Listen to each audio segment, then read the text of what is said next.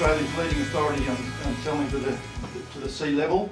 I've seen him at work many times, so I'm really looking forward to this, Steve. Steve Hall. Thank you, John.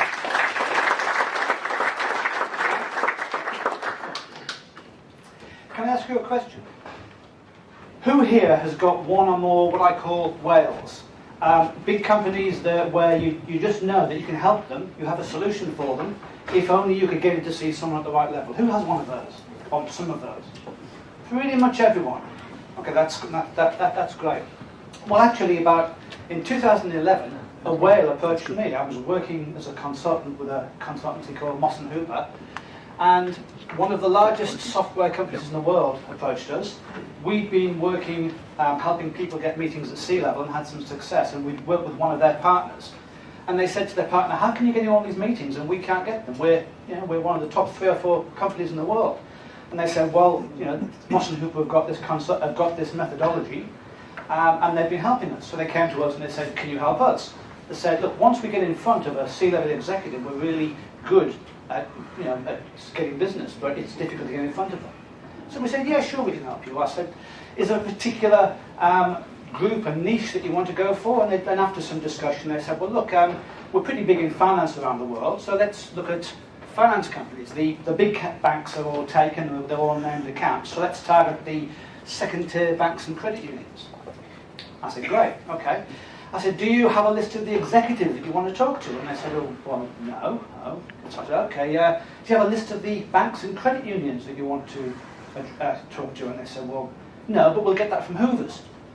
I said, Hoover's? What, the American company? I said, I'm not 100% sure they're going to have a great list of second-tier banks and credit unions, but it's okay, I can get you a list. I said, do you have any industry collateral? And they said, yeah, you've got heaps of industry collateral. Great, send it to me. So they sent me this PowerPoint deck, 75 slides, brilliant, except the first 2 slides were about big banks in America, and the next 73 were about their technology. So it wasn't dramatically useful for second-tier banks and credit unions.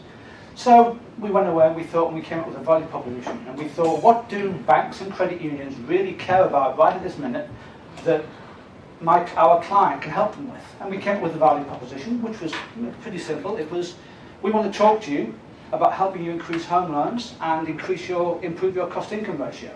It's not very sexy, is it? But it's what they cared about at that time. And so we used the methodology. We had a methodology we used, which I'll discuss shortly, and we did pretty well. We got them 22 meetings at C-level, which, if you think about how many banks and credit unions there are in Australia, there's not that many. So it was a pretty good result. Challenge was, what we used to do in those days, we had a girl called Brenda, and she would listen. A lot of these meetings were on the phone. She would listen in, and she would do a transcription, and I'd have to read these transcriptions. And the meetings went something like this. Hello, Mr. Executive. Thanks a lot for talking to me about how we can help you improve home loans and get more home loans. Let me tell you all about us first. We're a big American company, and we deal with companies all over the world, and we're in all these industries that aren't banking, and my job is to talk to you second-tier people and sell you heaps of stuff. And oh, by the way, our technology's in the top right-hand quadrant. And the executive would say, duh, or words to that effect. It wasn't, in other words, it wasn't a terribly interactive conversation. And I thought, maybe they're not quite as good as I thought they were. And oops, got that one. And as the Beatles said, I should have known better. So this was actually reinforced in 2014 with a report by Forrester. And Forrester did a survey of senior executives, and they discovered that only about 1 in 5 sales conversations added any value. Senior executives thought that 4 out of 5 sales meetings that they had were basically a waste of space. So from 2011 onwards, I started to focus not only on how to get in to see executives, but also what to do when you saw the executive. But what I learned from that was, just because something's bleeding obvious, it doesn't mean everyone knows it or everyone does it. I mean, I've been working with senior executives for a long time, and I had a pretty good idea, I thought, of what to do, but I assumed that other people knew that too, and I discovered that wasn't necessarily the case. Now, these are the heap of boring bit about my career. You can read it on LinkedIn if you want to.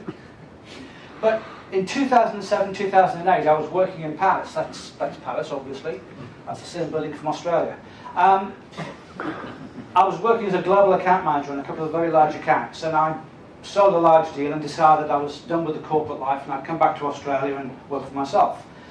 So in 2010 I found myself in Sydney, or to be more exact, I found myself in Sydney Harbour. I did the Australia Day swim, and on Australia Day 2010 I left the harbour and I dashed up Pitt Street because a guy I'd worked with, the ex-president of IBS in the US, said to me, look, I'm going to be in Sydney that morning, and he only had the morning, so I ran dripping up Pitt Street and sat down in the Mamada and we had a chat. And he said, I've come across this great company in the States. He said, they're really, really good at getting C-level, executive level meetings. And I was obviously interested because at the time I'd just started working as a sales and marketing consultant. So I gave these guys a call. And it was a company called Frontline Selling. Mike Scher is the CEO, and I spoke to Mike. And I later discovered that Mike is one of the top C-level meeting gurus, along with Cal Porter and Chris Beard in the States. And they are the go-to people when it comes to getting meetings at C-level. Now, Mike and Frontline had analysed over 2 million calls. He and his colleagues worked for J.D. Edwards. They did a lot of executive selling, and they'd analysed over 2 million calls and developed a structured methodology which told you who to call, when to call them, how to call them, where to start, what to say, how often to call for, what the intervals should be. And it was a very structured methodology that worked really, really well, to the extent that they were scheduling more than 5,000 C-level meetings a year for their clients in the States. Panel. I was going to go into a heap of detail about that, but I haven't got that much time, so I'm very happy to talk to anyone about that methodology in detail in the panel discussion or after the meeting. So we work with Frontline. We developed a slightly Australian version of that because the markets were a little bit different. We put a bit more focus on the message, and we had a lot of success. So what I'm going to talk about today is a number of things. As Bridget already said, why talk at C-level? What's important about talking at senior level? Not just at senior level, but at least starting there. How you get your message to the right person and what that message should be. How you make your first meeting a success, because as I discovered, you can get those meetings, but then what do you do with them? And if I have time, I'll very quickly talk about just one thing I do to follow up. So first of all, why sell at C-level? That's a visual joke. Has everyone seen this B2B buyer's journey chart? You start off that they don't realise they have a problem, you get them interested, they understand there's a problem, they look for a solution, they evaluate them, and why are they big on a customer? Have we seen this? Okay, I think it's garbage. I really did. Real life isn't that simple, is it? It's not that linear. As Bridget said, it goes up and down, there's a lot of complexity, a lot of people. This is what I think happens in real life. And I'm going to look at it from two different perspectives, that of the client and that of the salesperson. So let's look at the prospect. They're a large prospect, they have a problem. Let's say they have a problem of sales plummeting. Anyone here identify with that problem? Our sales are down. Okay, so they have a problem. And let's look at a salesperson that's selling a solution that can solve that problem. Let's take Salesforce's Einstein. Now Einstein's an artificial intelligence solution that can, among other things, can help people sell more by understanding your customers better, by understanding your pipeline better, by looking at your prospects. So here we have a match made in heaven, a problem and a solution. Is that right? What happens in real life?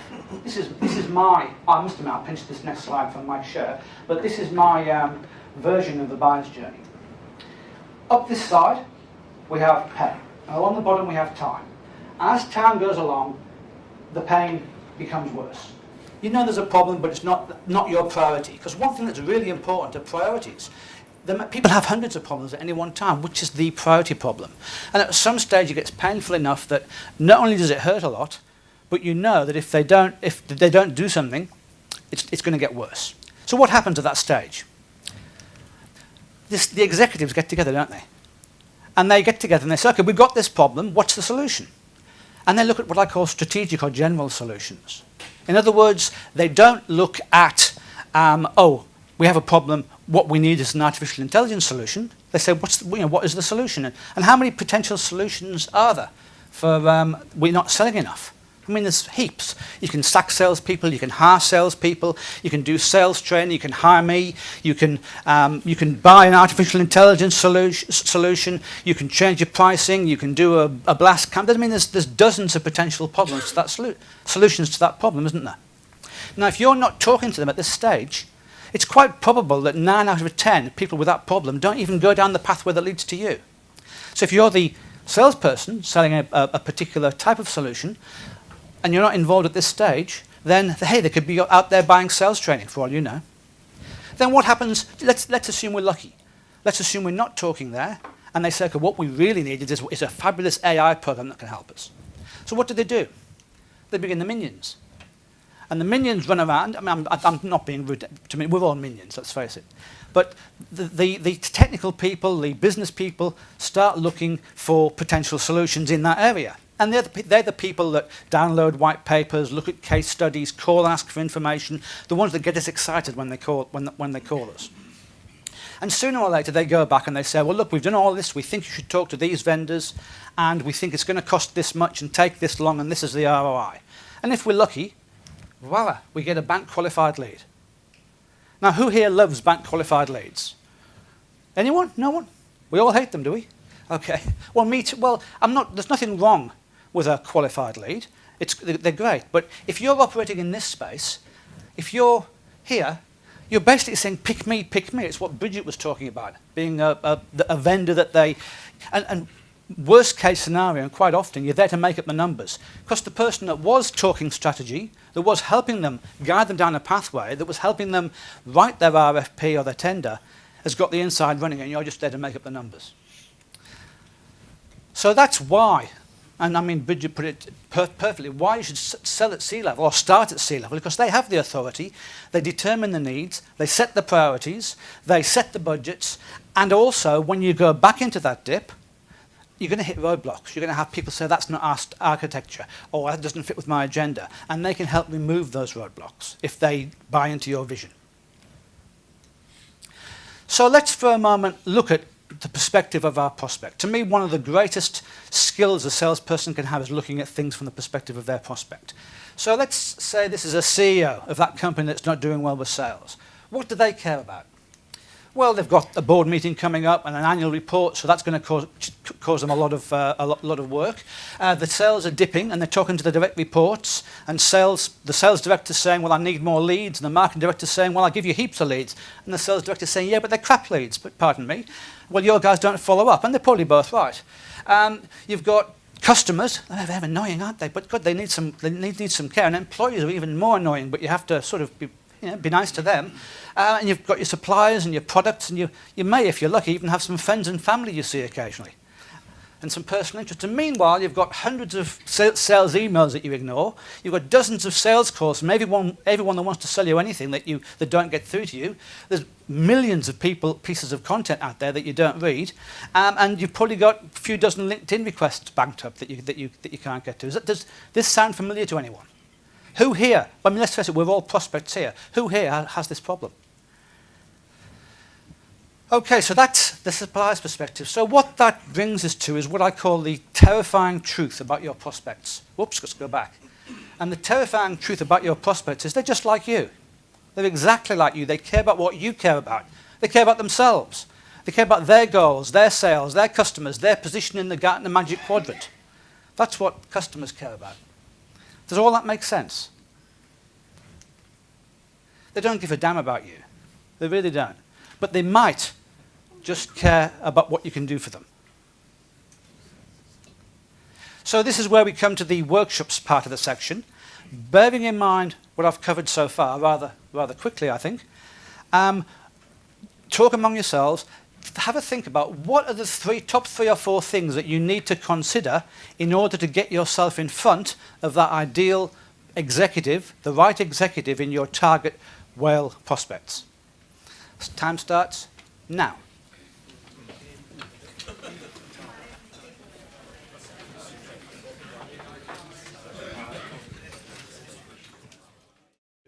Well, let me move on and tell you what I think the key things are. And please bear in mind a couple of things. First of all, I'm a very simple person. And secondly, I tend to focus on what's the bleeding obvious. Okay? So, the first thing is targeting. Who are you going to target? Which companies? Which roles? CEO, CIO, CFO? And who are the individuals? You need to get down to an individual level. If you're targeting a specific company, the question is, who is the right person, or who are the right people I need to target? Obvious, and yet so often we don't do it. How do you get your message to them? I used to live in that street. How do you get your message to them? There are a number of different delivery channels, what I call delivery channels. One is referrals, obviously, and we'll talk about that briefly in a second. There's LinkedIn, of course, our wonderful sponsors. There's email, there's telephone, although perhaps not that telephone. There's snail mail, there's voicemail with a picture of me. There's all sorts of things. I mean, voicemails are, let's face it, voicemail's a fact of life, isn't it? We know we're going to get it, so what do we do when we get it? That's a simple question. How often do we think of that? There's the dreaded gatekeeper. And there is other imaginative things which I'll touch upon briefly, and I'll recommend a book which gives you some very good ideas there. So let's look at those. What do you think the best possible way to get your message to a prospect is?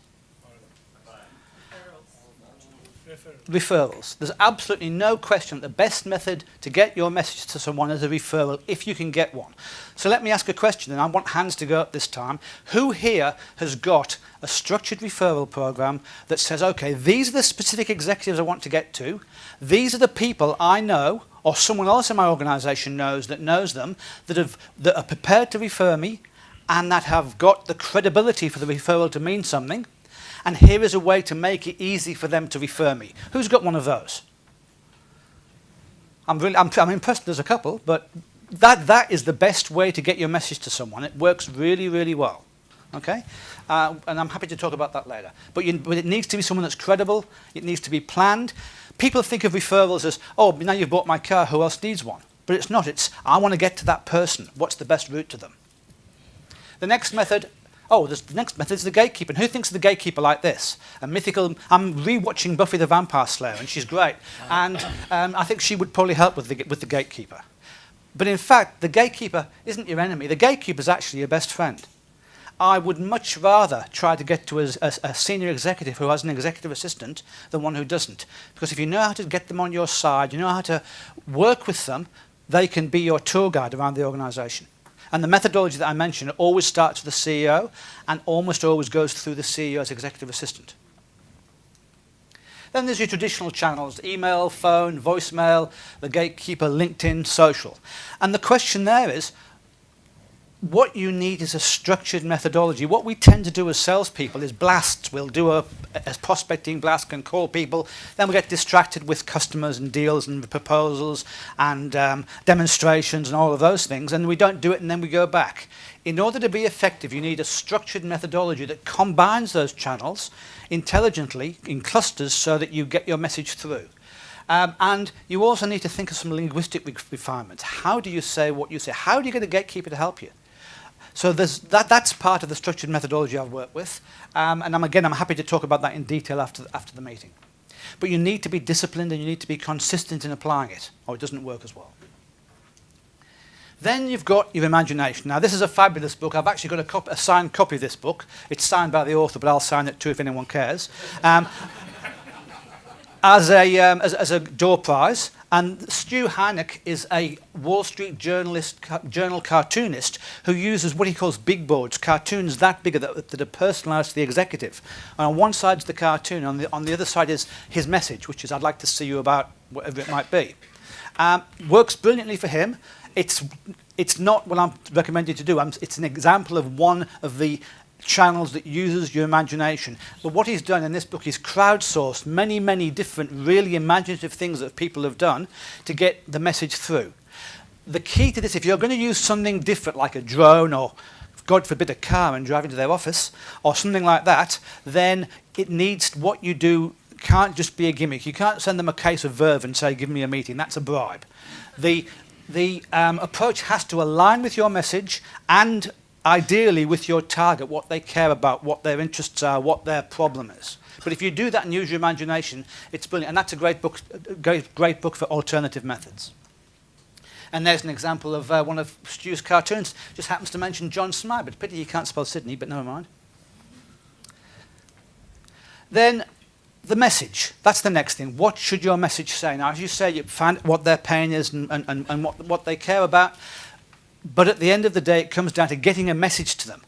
And so first of all, what's your objective? And as human beings, we have a tendency to overcomplicate things. The message should only have one objective and one objective only, to get in front of the person. Nothing else. Not to do your branding, not to sell them, not to tell them how wonderful your solution is. It should purely be to get the meeting. The message needs to be short, simple, easy to understand, easy to repeat. If you speak to an executive assistant and you say, oh, look, I'd like to talk to Fred about this wonderful artificial intelligence program that helps you to do blah, blah, blah, he or she is going to go to the executive and say, oh, some guy called about AI, and he'll say, oh, send it to IT. So it's got to be short, simple, easy to repeat, easy to understand. You want to give them as little information as possible. You want them to think, oh, this person may be able to help me. Perhaps I should see him. But you don't want to give them too much, because if you give them too much information, it's human nature. We jump to the wrong conclusion and we think, oh, I've already got one of those, or we already do that. So you want just enough information to achieve your objective, which is a meeting. The content itself, it's about them, it's not about you. It's about the problem, not the solution. It's about what you can do for them, not how you do it. And above all, you should avoid jargon unless it's their jargon, in which case go for it. And it needs to be personalised. It can't just be a generic, we're in the Gartner quadrant, or whatever it might be. It's got to be about them. Now, you can personalise to different levels. You can have a message which is specific to an industry. And I've got some examples here. A message which is specific to an industry, or it can be specific to a company, or it can even be specific to an individual, or it can be based around a trigger event or around a business problem. So let me give you some examples. Back in, I think it was 2000, this was the company that we worked with to get the whale to come to us in the first place. They came to us and said, as people always do, once we get in at executive level, we're really good, but we can't get in at executive level. Can you help us? We said, sure, what do you do? Well, we're a digital agency, and we can... So I said, who are your customers? We said, well, we can help anyone. Okay, good, right. And let's put it another way. Let's pick a section. Where have you got some credibility? They said, well, we've done work with retailers. Okay, great.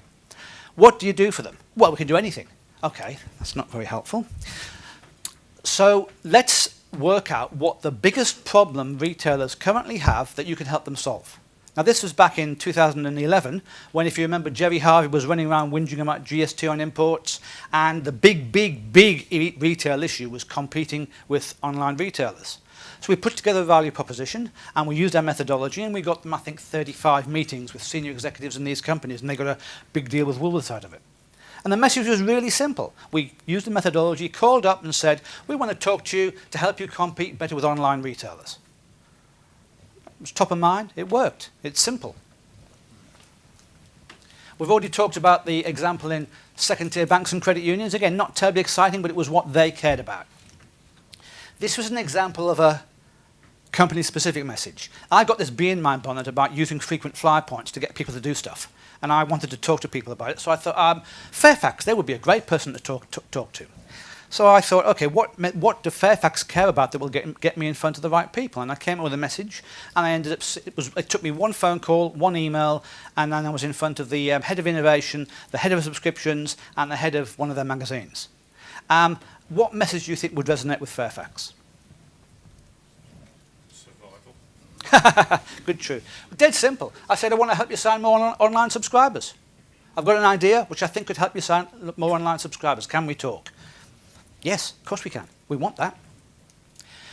This is another one. This is one of the first, when we first developed the methodology, there was a company in South Africa, and they sold complex billing systems to telecoms. They had two of the big telecoms in South Africa as customers, but here in Australia they had literally nothing. They had no customers, no office, no salespeople. In fact, they had no people at all. They didn't even have a website. And they said, oh, can you help us get into Telstra? We thought, okay, good luck with that. Okay, we'll try it. So we called David Thurdy. The guy that did it spoke to David Thurdy's executive assistant and said, look, I've been asked to call David. I'm not sure he's the right person, but we want to talk to you about helping you open up new lines of revenue. And she said, oh, well, we would be interested, but David's not the person. Speak to Kate McKenzie, who was number 2. End result was we ended up with meetings with the head of innovation, the head of mobiles, 2 or 3 business unit directors, and the CIO. And this was a company that had no one at all in Australia. So, I mean, how many people here could get in at Telstra at that level, that easily? It's all about the right message, getting it to the right person. And this was a customized referral. Go back. This actually, where's Peter? I asked Peter Srokorb to introduce one of my clients to someone that he wanted to get to, and I said to Peter, look, can you, I know you know this guy. Well, I called Peter, do you know this guy? Yeah, I know him well. Okay, great. Can you do a referral? Sure. Okay, and this is what I asked Peter to send. Now that is jargon, isn't it? Let's face it, that's jargon. But it was their jargon. It came directly from the CEO's LinkedIn profile, word for word. And it got a meeting, and that company is now a customer of my client. Because we said, we want to help you do what you said you wanted to do. So that is a really bleeding obvious, simple method of getting in front of people. Work out who you want to get in front of, work out how you get the message to them, and get the right message about what they care about in very simple terms. Okay, so let's assume we've done all that, we've got a meeting. What happened in the meeting? How do you become one of those 1 in 5 rather than those 4 in 5 who fail? Obviously, the first thing you need to do is research.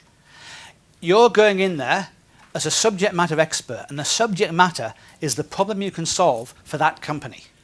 So you need to understand that company, their perception of the problem, everything you can about the person you're seeing and the company you're talking to from their perspective. You obviously need to know your objective. We never ever go into a sales meeting without knowing what our objective is, do we? What we want to achieve, hopefully. But you also need to think about what's their objective. Why did they take the meeting? They're obviously interested in something. They're not just going to say, oh, I want to buy your stuff. So what do you think they want to get out of the meeting, and how can we make it so that they think we are one of those 5, the 1 in 5 that gives them value? Then prepare some questions. Successful sales is all about asking the right questions. So what questions, not an interrogation, but what questions can you ask during the conversation which do what you want to achieve? And they can't just be any questions.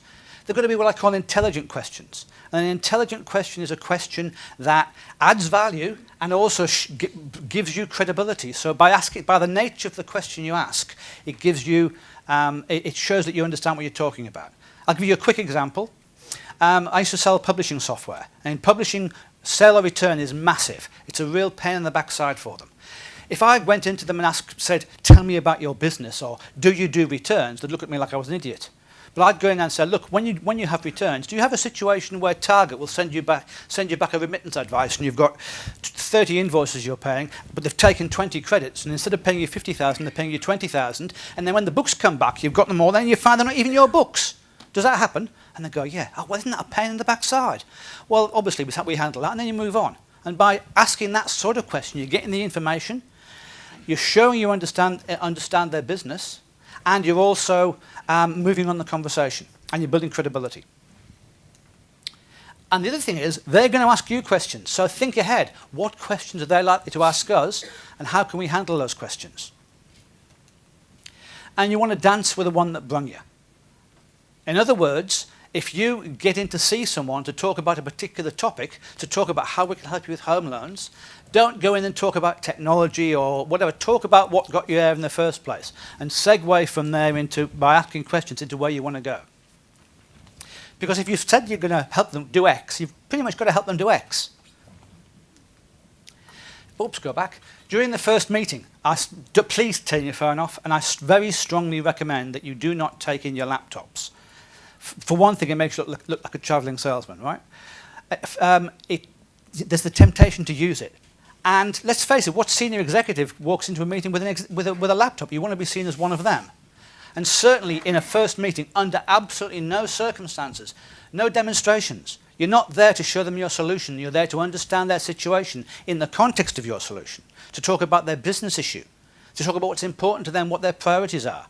So all I take into a meeting is a pen and some paper, which I haven't got, to take notes. Because taking notes by hand, it forces you to listen, it shows you're paying attention, it shuts you up so you can listen rather than talk, and it gives you an aid at the end to follow up. You obviously want, at the end of the meeting, to agree what the next steps are. What do we do from here? Well, you go and see my IT director or CFO, whoever it might be, but you also want to prepare a pathway back. Because what you don't want is to be flicked off to someone else and then forgotten about. So you need to say, you understand the vision, you want the solution, it's a priority, And what's going to happen is some people are going to have different agendas. So can I come back to you in a week or a month or whatever it might be and discuss where we are and how we can move this forward and create the pathway back? And you want to be curious. At the end of the day, you're there to learn more about the customer's perspective. You know they've got the problem you're talking about, otherwise they wouldn't have seen you. But what's their perception of the problem? What's their priorities? Don't be afraid to be Pauline Hanson and say, please explain. And I'll often say, look, please say that again in English, I didn't understand. Make sure you understand, and also make sure you understand their priorities. And at the same time, if you say, how much of a pain is that, and create some emotion in them, you get them more invested in, you understand how invested they are in solving that problem. And then finally, one thing I do at the end of a meeting, which I find very useful, is I will follow up. I will go back to the office, I will write up what happened, who said what we agreed, what the situation is, in as much detail as I can, and I'll send it to them in an email. I'll say, look, this is what I think we said. This is what I understood from the meeting, but I want to be absolutely sure I didn't get anything wrong or that I didn't miss anything, so can you please check this out and make sure I got it all right? And that does a number of things. First of all, it builds more rapport. It's a good way to get them to see that you took notice and see that you understood what they said. If you get something wrong, they can correct it. If you missed something, they can correct it. And I think it's just that much more professional. So we've covered everything that I talked about: targeting, delivery, the message, personalization, preparation for the meeting, and execution of the meeting. So you've been a wonderful audience. Thank you very much. There are my details, which you needn't write down because you'll get a copy of these slides.